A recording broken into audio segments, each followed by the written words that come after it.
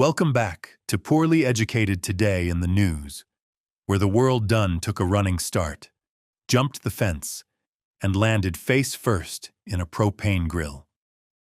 Every direction you look, somebody's bombing somebody, suing somebody, taxing somebody, or acting like a regional summit at a golf resort counts as foreign policy. It feels like the whole planet got put in a dryer with a brick, and now everybody's standing around pretending that sound is normal. So let's dig through today's pile of flaming paperwork and see which emergency is currently wearing the biggest necktie. Segment 1. Epic Fury and the Gas Pump Exorcism.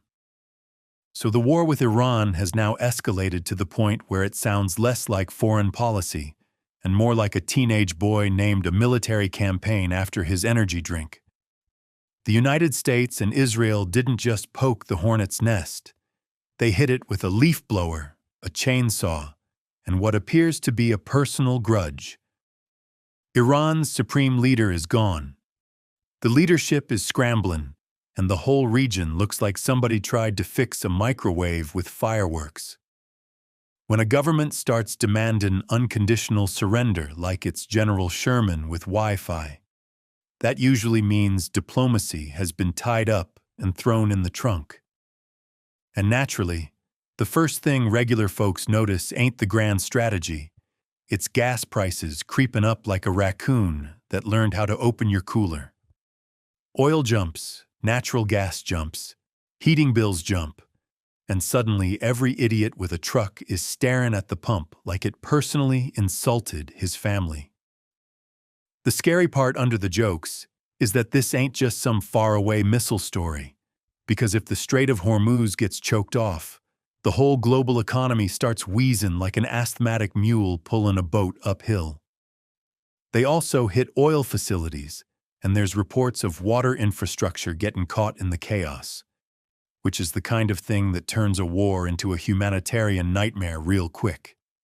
Nothing says modern civilization like one group blowing up another group's desalination plant, while economists on television explain why your sandwich now costs $9. Segment 2. Jobs vanish faster than dignity at a county fair. Back here at home, the labor market shed 92,000 jobs in February, which is a mighty funny way to spell roaring economy. Turns out all them earlier numbers got revised down too, which is economist language for, we previously told y'all a comforting lie with graphs. Restaurants are cutting jobs, factories are cutting jobs, construction is cutting jobs, courier services are cutting jobs, and healthcare got hammered too. So apparently the only growth industry left is making excuses on cable news. It's like the whole economy pulled into the driveway, looked at the house, and decided it didn't feel like getting out of the truck. The grounded truth under all the foolishness is that employers look spooked. They don't want to hire because tariffs, war jitters, and AI all got business leaders acting like squirrels in traffic. But they also don't want to fire too hard, because then they'll never find workers again once things stabilize. So now we got this weird no-hire, no-fire limbo, where the job market just sits there like a possum playing dead in the middle of the road, while inflation still nibbles on your ankles. Wages are still sticky enough to make the Federal Reserve sweat, but not strong enough to make normal people feel rich, which is the economic equivalent of being kicked in the wallet and then handed a coupon for half off the ambulance.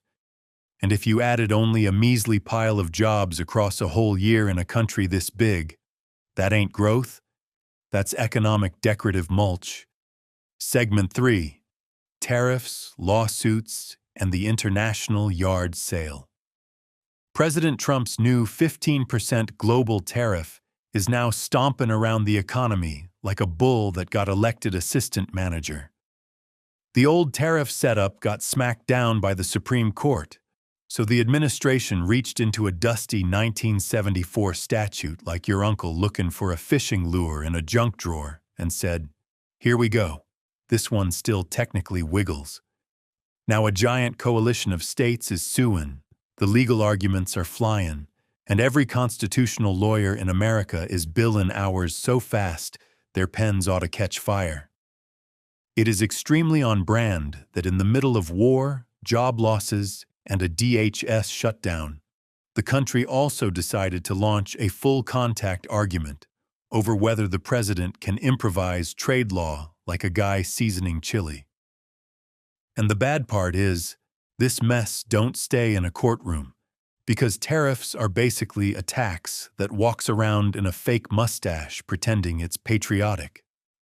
Average households get squeezed, businesses eat higher input costs, and allies overseas start wondering whether any deal with Washington lasts longer than warm milk in July. The European Union has already hit pause on its side of the trade relationship, which means we managed to annoy rivals, friends, shoppers, importers, and manufacturers all at once. A real bipartisan achievement in shared irritation. There is a serious point underneath the rant here. When policy changes this abruptly and this often, companies freeze, investment stalls, and nobody knows whether to expand, retrench, or just hide behind a stack of invoices. We are basically trying to steer a tractor through a tornado and call in the wobblin' a growth strategy. Segment 4, DHS in shambles and the Minneapolis blowback. The Department of Homeland Security is still half shut down, underfunded, politically radioactive, and somehow expected to handle terrorism threats, airport security, disaster response, and a World Cup the size of 78 Super Bowls duct taped together. That would already be hard for a functioning agency, but this one has been staggering around like a lawnmower full of gravel ever since the Minneapolis operation turned deadly and the fallout started hitting Washington like a hailstorm. 2 U.S. citizens were killed by federal agents, the public story around those shootings fell apart under scrutiny, and then Kristi Noem went out there calling the dead domestic terrorists like she was actively trying to turn a crisis into a bonfire. At some point, even this White House looked around and decided, maybe put somebody else in front of the microphones before the hearings start throwing furniture.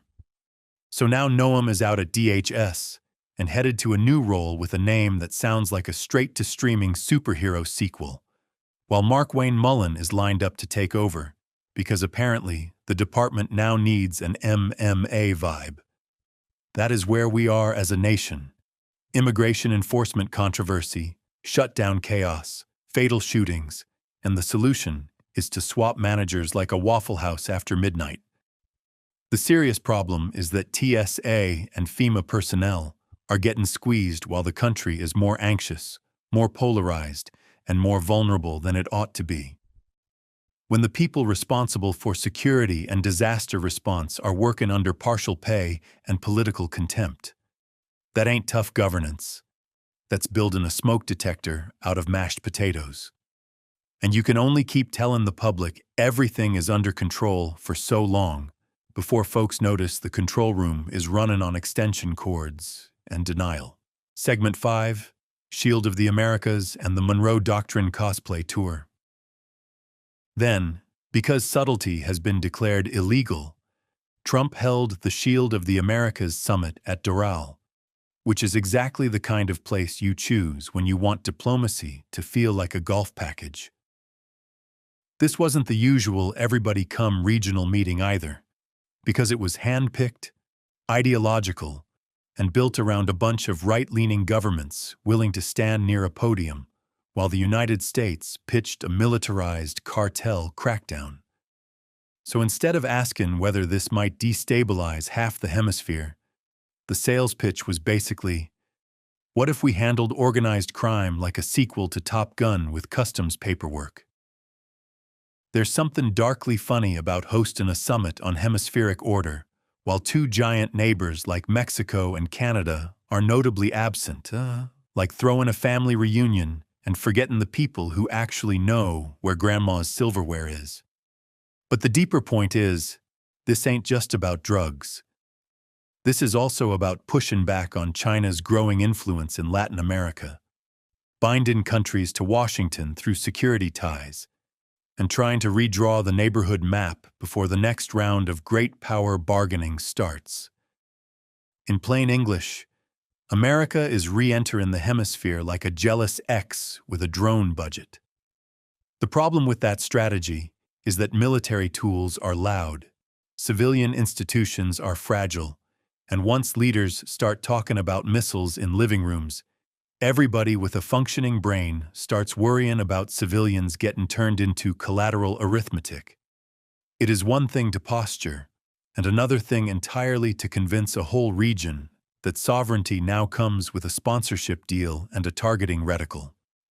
Nothing says partnership like a declaration signed under chandeliers while half the continent quietly checks whether this alliance includes bomb shelters. Segment 6. France goes nuclear and the world gets weird on the side. While America is busy making enemies, France has decided maybe depending entirely on Washington, for nuclear reassurance is like trusting a rooster to babysit your wristwatch. President Emmanuel Macron rolled out a new forward deterrence doctrine, which means France is no longer thinking only about protecting itself, but about stretching its nuclear shadow across allied Europe. That is an enormous shift, because when a country known for strategic ambiguity starts saying, maybe we should move the umbrellas closer to the storm, everybody ought to notice. The message is plain enough. Europe does not fully trust the United States to remain steady, predictable, or even interested, so now Paris is trying to become the scary friend at the end of the bar.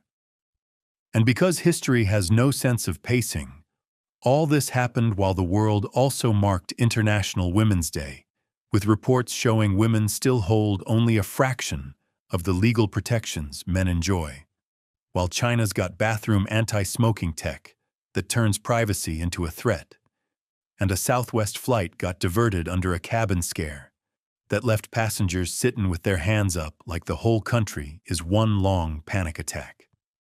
Meanwhile, India and New Zealand were playing a T20 final under enough security to invade a medium-sized moon, which really sums up the era just fine.